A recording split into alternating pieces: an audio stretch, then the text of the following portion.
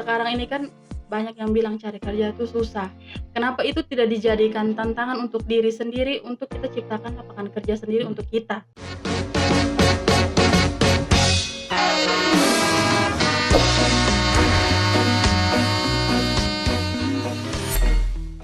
Oh halo guys, hello everyone, welcome back to Totolari Podcast. Podcast anak hitsnya NTT, with me tentunya Dope Papa. Bukan biji biasa, tapi biji kopi pilihan yang ditempa dengan ditumbuk, diinjak dan semua segala macam dalamnya. Well, pada kesempatan kali ini studio kami kehadiran lagi owner dari M Kedai Studio yang langsung datang ke studio kami yang mungil ini untuk membagi hal-hal yang menginspirasi anak-anak muda di Atambua. Selamat datang Ibu Owner. Terima kasih sudah Selamat diundang. malam Kak Devi, terima kasih sudah datang ke tempat kami ya. Ya, terima kasih juga untuk Dope dan teman-teman dari tim Totolari seundang saya datang sini. Iya, Terima kasih. kami yang merasa sangat bahagia karena dirimu bersedia untuk datang di tempat kami. Karena ya namanya seorang owner ya, kadang-kadang juga kan kita mengatur jadwalnya susah gitu. Gimana kabarnya Kak Devi? Puji Tuhan, sehat, baik. Kesibukan sekarang lagi ngapain Kak Devi? Sekarang sibuknya urus kedai kopi dengan studio foto. Seperti namanya tadi toh, M Kedai Studio, ada kedai kopi dan studio foto. Letaknya di Tini, ya. Itu yang lagi viral-viral yang orang foto backgroundnya itu batako Ya, itu ya. bata merah. Bata merah. Ya. Bagus sekali. Kayak ada juga bagiannya yang lesehan. Saya lihat Iya. banyak selebgram Atambua tuh ada posting banyak sekali. Iya, benar. Apa-apa saja yang ditawarkan di kedai M Studio? Kalau untuk kedai kopinya sendiri itu yang racik langsung dari ada teman barista namanya Elsena Lamer. Oh iya, yang kali lalu di Ya, sini juga. betul. Sudah Oh diundang gitu. duluan di sini. Kopinya itu kita tidak pakai yang sasetan, yang instan, tapi kita langsung datangkan kopi. Ada kopi asli Belur dari Lakmaras. Kita pakai kopi Eban juga dari TTU. Terus yang terbaru kita coba kopi Bajawa dari Flores ya. Jadi langgar laut sedikit gitu. Kebetulan ada teman kuliah dulu di sana. Jadi dia support saya lah. Dia bilang, "Oke, mari Devi, saya bantu untuk datangkan kopi lah dari Bajawa," begitu. Jadi kopi yang didatangkan dari Bajawa juga itu kopi-kopi premium begitu. Oke, Ya. berarti kelas 1 ya. Ya, seperti itulah yang bagus lah di sana dipakai, dikirim ke sini. Biji kopi pilihan. Ya, biji kopi. Well, Kak Devi sekarang sudah memiliki usaha. Kita berbicara hal-hal lain nih juga yang ada dalam M Studio ya. Ya. Kedai studio. Ya. namanya panjang sekali ya. M itu maksudnya filosofinya apa M itu? Oke, ini filosofinya ya ini. M sendiri itu plesetan nama dari saya dan suami. Ya, ini kan usaha yang dibangun bersama-sama saya dan pasangan begitu. M itu dari nama suami sendiri Ermen. Panggilan Men dari saya itu kan Men. Jadi diambil M-nya depan. Terus nama saya sendiri kan Magdalena. Magdalena Devi Taek. Jadi M-nya diambil dari nama Magdalena, nama depannya itu. Jadi seperti itu kita punya. Kenapa dikasih nama? Ya, Berarti namanya karena ada filosofi dari pasangan juga. Ya. Well, saya sangat mengetahui pasangan Kak Devi sekarang tuh adalah seorang konten kreator juga ya. Wow. Dan memang subscribernya tuh pukul lari kami jauh sekali. Dan beliau juga sangat baik. Salah satu orang yang menginspirasi adanya Totolari juga. Kami berterima kasih untuk pasangan dari Kak Devi. Sangat humble. Jadi luar biasa. Well, kita berbicara tentang kedai M Studio ya. Ada hal-hal yang juga dijual. Bukan saja kopinya tapi juga foto-foto. Kalau foto-fotonya tuh marketnya gimana? Itu dibayar juga kah atau? Selain kedai kopi kan ada studio fotonya itu yang langsung dihandle suami Kak Ermen. Ya, Kak Ermen yang handle. Jadi seperti biasa studio foto pada umumnya kita kasih ada list daftarnya sekalian. Entah datangnya mau fotonya seperti apa. Kita siap ada background dan beberapa properti yang konsepnya lebih abstrak begitu. Jadi pasarnya kita sering saya cuma juga dengarnya dari Kak Ermen bilang foto kan tidak harus hanya bilang mau wedding saja. Iya, betul. Kan ada banyak cabang foto seperti itu. Jadi kita juga terima yang seperti wedding, undangan, tapi kesehariannya di studio foto kita tuh lebih ramenya dengan anak-anak sekolah. Karena kita buka harganya tuh dari harga anak sekolah seperti itu sampai yang ya untuk job yang lebih besar untuk wedding sama pinangan seperti itu.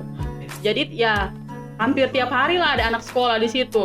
Jadi kalau mau tanya yang di Atambua ini Superna foto di studio, ya paling banyak ya sudah bilang sudah Superna, entah mau foto di studio atau dari Kak Herman sendiri kan layani juga untuk mau foto outdoor begitu. Tidak hanya indoor saja di studio tapi outdoornya juga dilayani. Ini orang hebat marketing ya. Ya, hebat kali, baca peluangnya bagus sekali. Aduh. Ya kadang-kadang kita di sini kan tidak baca peluang kan. Jadi jadi punya tempat usaha tapi kita hanya begitu-begitu saja. Kalau kayak kakak mereka punya itu, kalau sejauh saya melihat itu kayak background yang vintage ya, kayak zaman-zaman itu betul. Keren sekali. Habis itu ada lesehannya, lucu itu. Maksudnya tempatnya memang tidak terlalu besar ya, tapi sangat homey, kayak tenang. Kayak kita senang berada di situ. Ya mungkin karena dari kakak Dope sendiri sudah ke kita punya tempat, sudah ke kedai. Jadi itu semua pun juga tidak langsung instan kita pikir mau konsepnya seperti ini. Itu juga ada ceritanya. Namanya kan usaha tuh semuanya dimulai dari nol toh Kak. Nah, jadi semuanya dimulai dari nol. Ini juga dari awal masih ya kembali lagi, ini pasti saya akan ceritanya saya dan pasangan karena usaha latar belakang usaha kami dua ini kan ya kami dua yang jalan sama-sama. Rintis awalnya juga malahan dari pacaran ini dibilang. Seperti konten kreator juga itu kan? Betul. Iya, itu banyak viewersnya itu dari zaman-zaman pacaran itu. Iya, betul. Jadi kan Kak Herman sendiri lamanya di Surabaya. Kalau saya kan di Kupang waktu kuliah. Jadi kalau kayak Kak Herman ke Kupang, ya kunjung begitu. Ya. Kalau Kak Jatarema nih.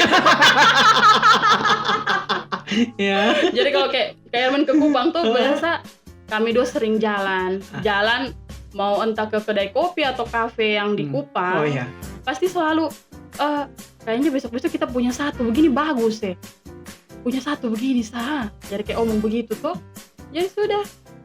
Karena dari awal bermula dari mimpi dan yang saya selalu percaya afirmasi positif. Kita berdoa, kita bekerja, kita mohon di Tuhan, saya mau ini, dan itu Tuhan kabulkan. Dan alam juga, kita tidak boleh lupa kalau alam tuh juga dengar apa yang kita bicara. Yakin, percaya, misalnya kita kayak mau kerja di satu tempat, lewat begini kayak lewat di kantor begitu, bilang begini, itu satu kantor. Minggu depan pasti saya akan datang kerja di kantor dan tiap hari Sabtu pulang ini satu tempat. Dan itu tuh percaya atau tidak, ini saya alami sendiri ya. Dari zaman kuliah, skripsi sampai saya kerja di tempat kerja dulu, itu saya lakukan afirmasi positif. Selain saya berdoa afirmasi positif. Kan saya percaya alam dengar apa yang saya bicara. Iya, luar biasa. Iya. Banyak juga berpikir begitu. Seperti saya biasa menonton itu Fashion TV itu, saya berharap satu saat saya bisa masuk itu menjadi anggota Victoria's Secret. Tapi sampai tahun ini juga saya belum pernah masuk. Semoga kan besok ya. Tidak akan mungkin kakak. Well, kakak bicara tentang pekerjaan. Kita mengetahui bahwa banyak juga yang nonton sekarang ini, mereka tidak tahu bahwa dirimu adalah seorang banker ya. Bekerja pada finansial gitu, bagian perbankan di salah satu bank swasta yang cukup terkemuka dan gajinya juga tidak kaleng-kaleng. Itu kita semua tahu. Tapi kenapa sampai dirimu memutuskan bahwa ini waktunya saya berdiri sendiri kayaknya? Jadi ini sedikit cerita ya, saya mantan kalau mau dibilang ya ex-teller di salah satu bank swasta yang ada di Atambua. Sudah 1,5 tahun lah saya resign. Jadi saya orangnya kalau mau duduk saja tidak bisa. Saya sudah memutuskan untuk berhenti dari saya punya pekerjaan yang dulu. Dan setelah itu kan kita di bank itu kan kerjanya disiplin, kerja keras yang ya seperti kakak Dope mereka lihat orang di bank tuh kerjanya seperti apa. Terus kalau misalnya saya resign, terus saya cuma duduk saya di rumah kan tidak mungkin toh.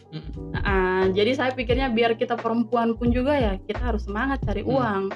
Jadi saat saya berhenti pun juga ya puji Tuhan studio foto sudah jalan. Setelah saya lihat itu juga jadi saya dalam hati saya pikir saya coba dulu pengalaman baru. Jadi saya resign dari bank itu bukan karena ada apa-apanya, tidak seperti itu. Tapi memang saya coba untuk coba pengalaman baru, mimpi yang saya dan pasangan sudah angan-angankan dari dulu, impikan dari dulu masih pacaran. Coba sekarang saya buktikan. Dan itu saat saya resign pun juga tidak langsung jadi kita punya kedai kopi dan studio, tidak. Studio juga ya itu yang saya bilang dari nol, kami masih sewa orang petempat.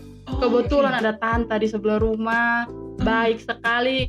Ya support lah kita anak-anak muda mau punya usaha. Jadi sudah dia kasihlah kami ukuran kamar kayak kamar kos gitu untuk jadi studio foto. Ya. Terus saya resign, saya resign juga tidak langsung bilang kerja ini kedai kopi atau dengan ini studio foto. Kami sempat jualan online, jualan dessert. Itu yang ya kalau mau dibilang ini ex bank loh ini nih. Ini orang mantan pegawai bank. Tapi kok dia mau panas-panasan dia jajakan keliling dia pemakanan. Saya celana pendek, muka jo kadang-kadang sone mandi jo orang bilang pesan ini saya jalan. Dan bermoral kan ya bisa bawa motor tuh jadi ya jalan. Suami di kantor, saya jalan pakai motor, saya jalan sendiri. Jadi seperti itu berjalan hampir setengah tahun lebih. Dalam perjalanan itu ya sudah, itu yang saya bilang, yang sudah kita impikan, intinya kita disiplin, kita berusaha dan kita mau, pasti ada jalan. Jadi saya dan suami bilang, kayaknya sudah kita buat dulu kita pun tempat sendiri. Kan kita tidak harus sewa terus, kita harus punya sendiri lah, begitu. Ketemulah Kak Ermen dengan Kakak Elsena barista. Cerita dan memang awalnya kan kami dua mimpinya pengen punya tempat nongkrong begitu. Ya, karena memang studio fotonya sudah ada. Ketemulah Kak Elsena itu dan ya cerita-cerita tentang kopi. Ya, kayaknya kita harus gandeng ini Kak El nih untuk kita sama-sama di kedai kopi. Dan betul. Itu tuh hampir tiap hari saat bangun kita pun tempat itu, kami do Kak Ermen tiap malam itu semacam kayak kelelawar hanya keliling Atambua untuk cek kafe-kafe yang ada di Atambua. Kira-kira mereka tuh seperti apa? Kalau saya background ya dulu di bank, pelayanannya seperti apa, bagaimana jalani ikatan emosional dengan nasabah, bagaimana kita ramah. Jadi orang tuh care dengan kita begitu. Teknik marketing ya? Iya. Itu sebenarnya standar service dari perbankan tuh seperti itu. Jadi kami dua jalan, saya lihat bukan bukan bisa bilang kita orang-orang sini tidak ramah, hanya mungkin perbanyak senyum, orang datang kita sambut. Betul. Itu ya mungkin memang diterapkan di beberapa tempat, hanya itu sudah tidak semua orang bisa seperti itu. Benar.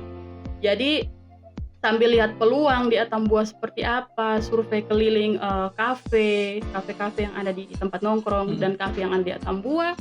Jadi sudah saya dan Kak Ermen mulai rancang kami dukung strateginya seperti apa, manajemennya seperti apa.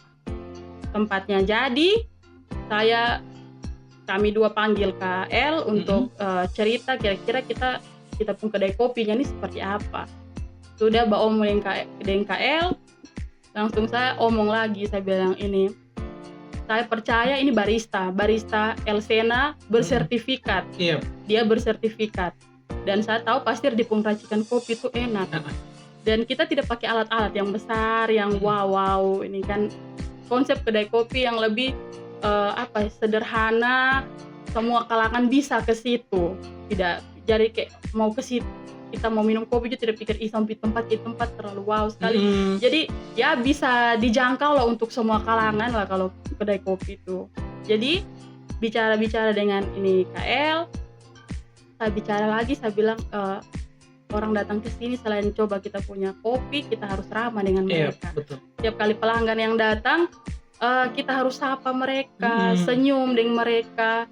Kita harus menjawab dong kebutuhan. Nah, itu saya dapatkan ilmu dari di bank dulu. Iya. Saat ya seperti itulah standar servis di banknya seperti apa, saya terapkan di saya punya kedai kopi yang sekarang begitu. Jadi orang datang tuh kalau misalnya ada yang datang dan saya tidak kenal, paling kurang saya sengaja bicara bagaimana supaya saya bisa tahu dia punya nama. Orang tuh akan rasa care, rasa dihormati. Itu kalau saat kita bicara dengan dia sebut dia punya nama. Kayak saya omongin Kadope begini toh. Betul. Kadope begini ya. Dan itu secara langsung juga terekam. Besok kita ketemu dia di jalan, pasti kan kita, ini kakak nih yang pernah pergi kedai, ini kakak Kadope, begitu. Jadi memori afeksi itu memang dia kan lebih, supaya kan kita bisa care toh. Iya. Jadi ya, yang contoh-contohnya seperti itu. Orang datang kita sambut. Saat saya nih sebenarnya tidak mengerti tentang kopi, hanya karena setiap hari dengan KL. Iya, akhirnya mengerti kopi dan bisa racik juga. Hanya kan tidak seprofesional barista Mereka kan itu yang saya sering omong nih KL. Tuhan pakai dong tangan untuk racik kopi. Sapunya nih mungkin dalam perjalanan untuk Tuhan mau pakai. Amin. Amin. Mereka sambil racik juga sambil goyang gitu. Kalau lagu-lagu itu ini goyang juga dan mereka memang menikmati. Kan sudah jadi passion mereka atau itu. Jadi seperti itu bicara KL dan jadilah kita sekarang sudah jalan tidak salah sudah setengah tahun. Iya. Dan benefitnya juga sangat luar biasa. Ya, itu saya puji Tuhan, puji Tuhan. Karena sejauh saya beberapa kali lewat juga saya lihat sangat rame. Mungkin karena standar servis yang diberikan ya. Ya, bukan kita mengesampingkan orang-orang yang lain, tapi memang kebiasaan kita nih senyum itu sangat mahal. Ya kan? Padahal tidak terlalu mahal juga hanya senyum ini. Kalau tidak bisa pakai hati ya lucu-lucu dari bibir saja. Tapi biasanya harus dari hati ya. Karena kalau lucu-lucu dari bibir juga nanti hanya totolari sah. Iya betul. Well, kakak pada saat memutuskan untuk Kak Devi out dari pekerjaan. Iya. Bagaimana? Maksudnya dari orang tua. Biasanya kan gitu. Nanti orang tua bilang gini, anak saya sudah sekolahkan tinggi-tinggi. Ya loh, sampai strata 1, 2, 3 dan seterusnya. Gandeng promosi doktorat atau apa. Tapi kenapa anak saya memutuskan untuk saya keluar dari pekerjaan sebelumnya dan saya berusaha untuk mulai yang baru. Itu kan dari nol lagi. Iya. Orang tua bagaimana itu? Namanya itu sudah anak toh, jadi pasti dari bapak mama, saya punya kakak 2 orang juga selalu bicara, kau pikir dulu, tidak gampang orang dia Tambua nih mau cari kerja, mau cari kerja saja susah. Kau tempat sekarang tuh banyak yang idamkan untuk mau di itu tempat. Termasuk kau saya. Kau sudah di ruangan AC, kau sudah digaji bagus, kenapa kau mau berhenti? Nah, jadi sudah saya omonglah, kasih pengertian di mama, di kakak dan suami juga. Makin kesini, saya cerita, saya begini-begini ya sudah. Dari orang tua juga mengiyakan, tapi itu mama tuh kan selalu tanamkan dari kecil untuk kami, kita perempuan itu harus kuat, harus bisa cari uang. Nah, itu mama punya yang ajaran dari kecil tuh selalu bilang begitu. Besok kalau kau punya uang sendiri, kau mau beli apa kan? Kau senang ada baju di situ, ada tas di situ kan? Kau tinggal ambil kau uang, kau beli begitu. Apalagi kan dalam posisi saya juga sudah berumah tangga, toh tidak mungkin lah saya lepas saya punya suami jalan sendiri untuk kerja. Sedangkan saya ya itu sudah dibekali orang tua suka kasih sekolah, sudah ada pengalaman kerja lagi. Jadi saya ya harus berusaha lah, biarpun kita perempuan kalau mau kita pikir ini juga ya biar suami yang kerja, tapi saya tidak bisa seperti itu, saya harus kerja. Dan sejauh ini saya dan Kak Ermen juga saling support sampai adanya kita punya kedai dan studio foto.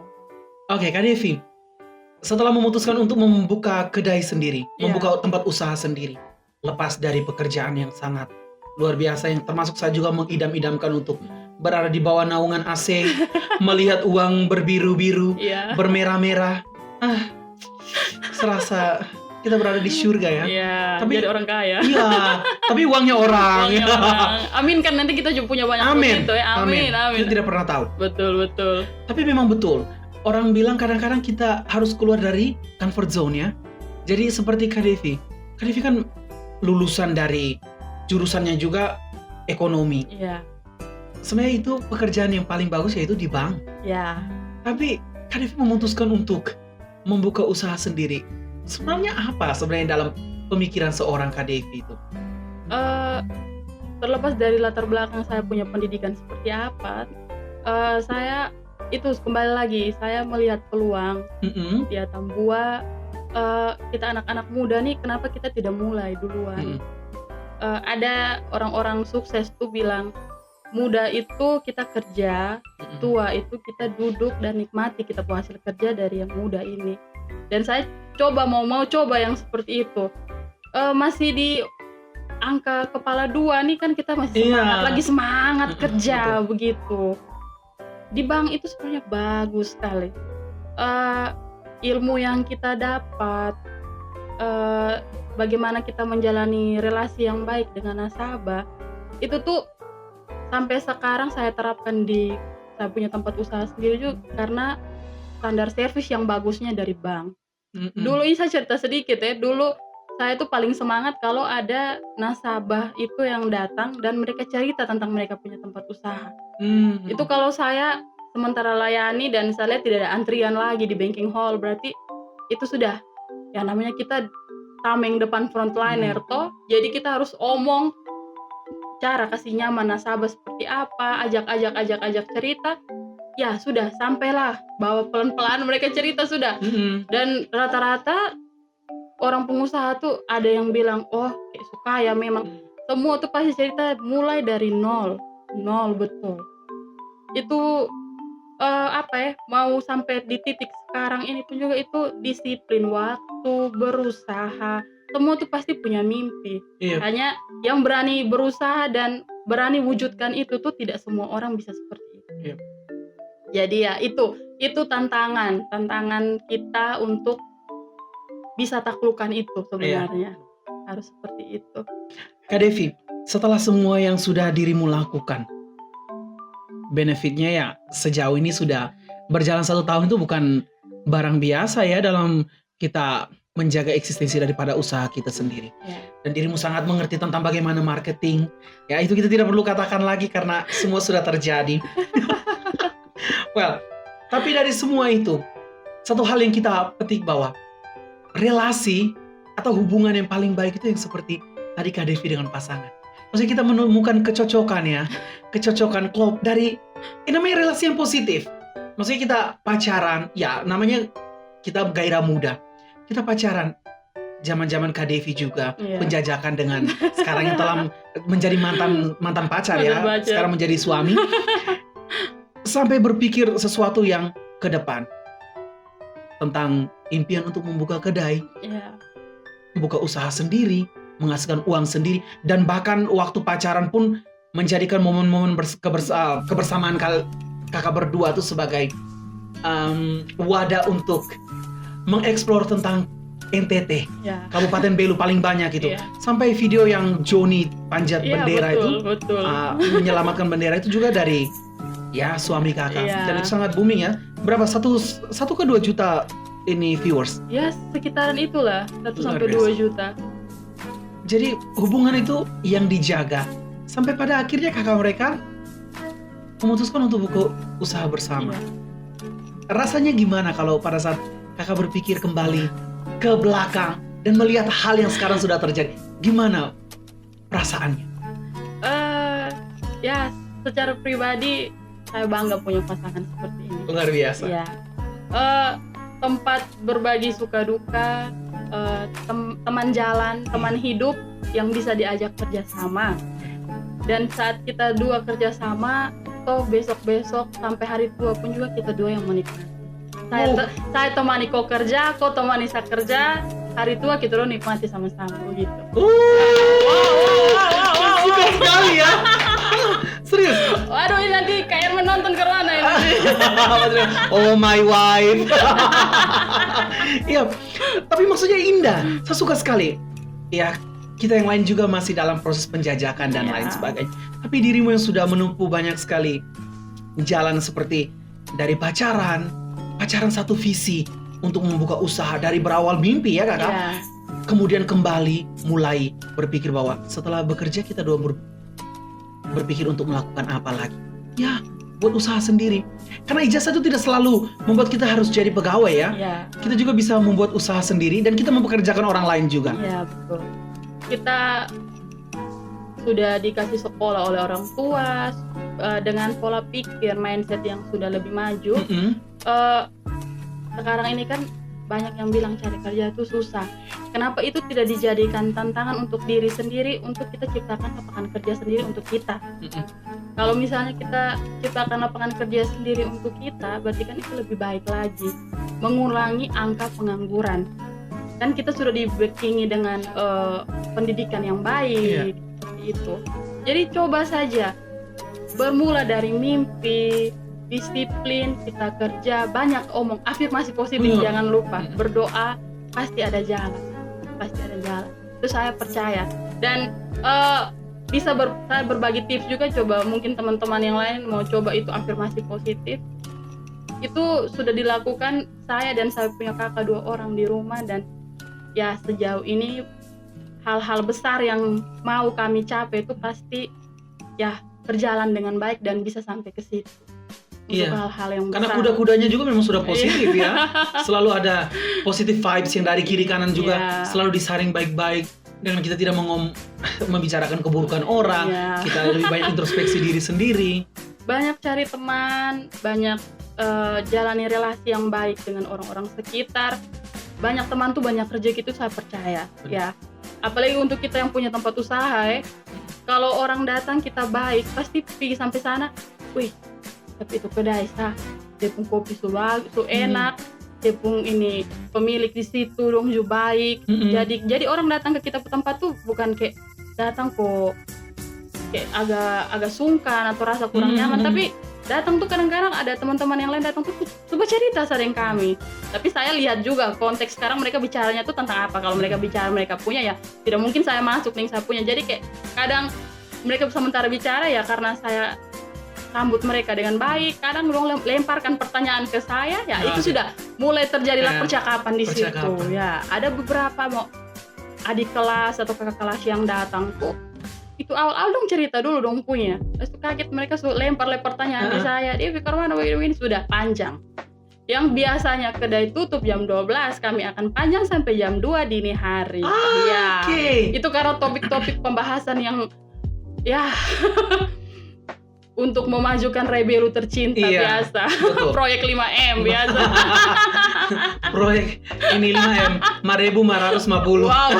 Oh 3M ya. Betul. Berarti sampai jam 2 itu jam-jamnya kue lemet, mereka mulai keluar patroli ya, mencari alu itu.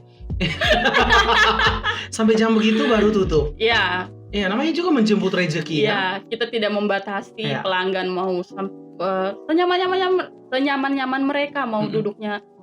Kalau misalnya bahan ceritanya lagi enak kan tidak mungkin tuh kita sengaja angkat kursi. Sengaja banting-banting gelas berbunyi di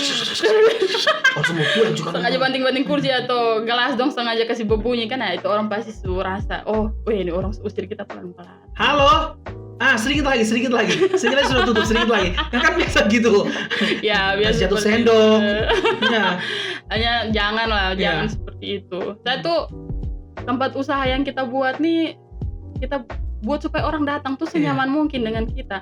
Selain di kedai kopi pun di studio foto kami terapkan hal yang sama. Jadi kalau orang datang, biasakan anak sekolah lihat kita yang sudah lebih umur seperti ini kan mereka agak sungkan. Apalagi anak-anak SMP. Dari SD saja datang foto di studio. Entah ya anak sekolah sekarang jajannya berapa ya. Kita dulu tuh mau beli jajan tuh susah. Apalagi kayak harga studio foto ya memang kita bukannya dari harga anak-anak sekolah, tidak mahal, tidak. Itu kalau misalnya anak sekolah di studio juga sering kayak juga sambut mereka. Lihat kalau mereka muka kurang kayak agak sungkan dengan kami gitu, anggap saya rumah sendiri kakak di sini nih. Kami tidak kaku. kaget kayak foto-foto bisa bilang begini, jangan bosan-bosan, oh ini shoot sampai dapat ini muka kayak malaikat baru kayak Ellen Bradley ini. Jadi dong mulai ketawa itu. Dong mulai ketawa jadi sudah secair, suasana secair. Nanti ya itu sudah kembali lagi karena kita baik dengan orang. Besok-besok pasti datang lagi orang yang sama, datang lagi.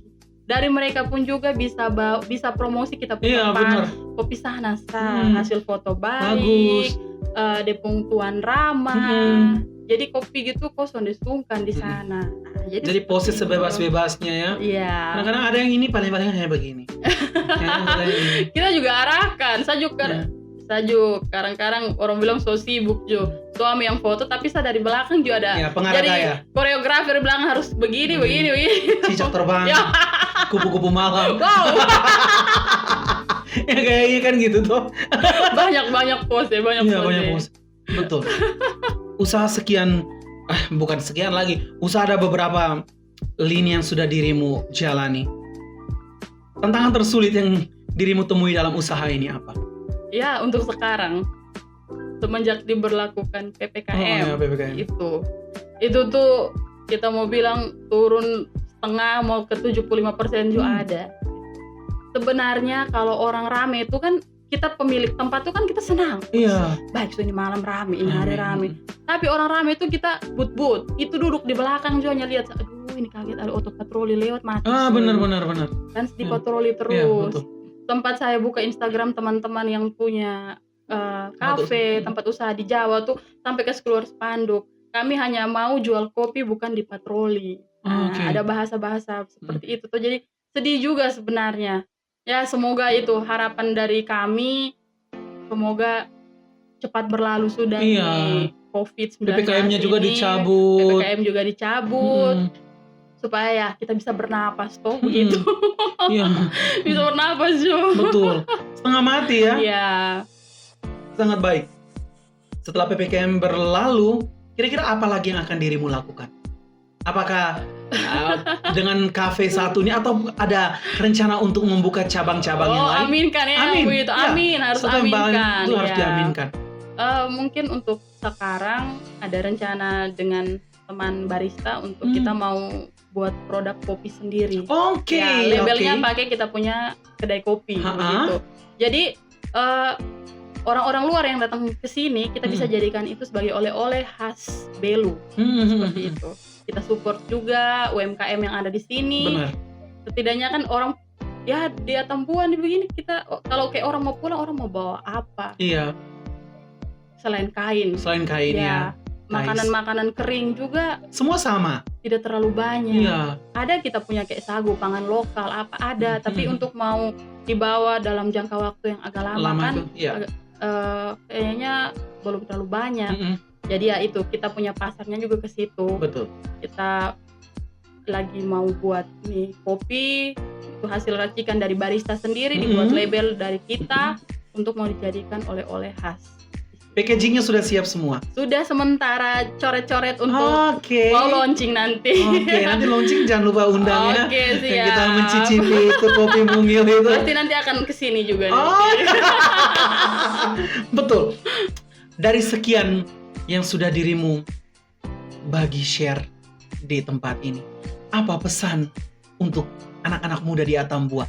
Entah lagi sekolah atau lagi pacaran juga, atau yang sedang merintis usahanya, apa yang ingin Kak Devi bagi? Jangan pernah takut untuk bermimpi, jangan pernah takut untuk saya mau punya itu. Harus berusaha dari sebuah mimpi, kita harus wujudkan. Wujudkannya itu dengan cara kita disiplin, kita berusaha, kita berdoa, dan jangan lupa afirmasi positif. Hal-hal yang baik, yang kita pikir untuk kita mau jadikan sesuatu itu jadi, pasti dia jadi. Ya, itu pengalaman saya pribadi pengalaman saya pribadi. Jadi kalau misalnya mau sesuatu tuh jangan tunda, buat dulu, jalan dulu. Kira-kira dia tersendat di mana ya, itu baru kita tahu kira-kira. Oh, saya harus tambah apa, ada kurang apa. Akan ada masukan dari teman-teman sekitar, kenalan, keluarga. Oh, lu kurang di sini, jadi tambahnya di sini. Harus mulai dulu. Intinya seperti itu. Luar biasa ya. Iya, betul.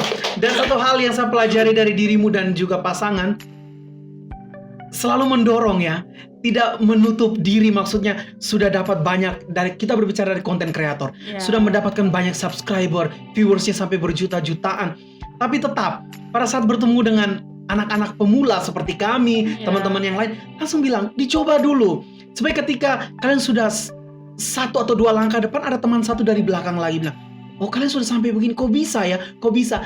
Itu salah satu hal positif yang saya belajar dari pasangannya Kak Devi, dan itu luar biasa. Kami selalu support. Kalau kami dua pribadi selalu support anak-anak muda, apalagi kita anak-anak Belu. Toh kalau misalnya banyak anak muda yang kreatif di Belu kan kita senang.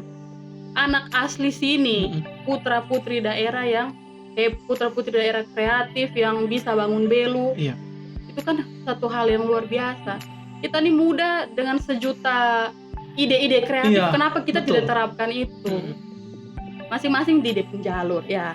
Dari kakak Dope bisa ini, teman-teman yang lain bisa ini, sayanya di sini. Bisa lihat peluang apa yang bisa kita kerja, kita gas. Gas. Jangan rem ya. Gaspol remblong. Itu bahasa dari tempat kerja dulu. Entah sebesar atau sekecil apapun usaha kita, yang penting kita pernah mencoba dulu. Supaya kita tahu bagaimana susahnya. Harus mulai dulu. Harus mulai, pasti bisa. Harus mulai. Iya betul. Sama seperti itu warung Totolari yang di Motabui gitu. Oh ya. Semua yang kipas-kipas di situ mereka nih, ini sarjana yang tidak ada guna.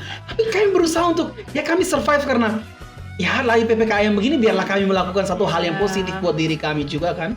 Sebenarnya bahasa sarjana kurang berguna tuh itu sebenarnya jangan dikasih keluar begitu.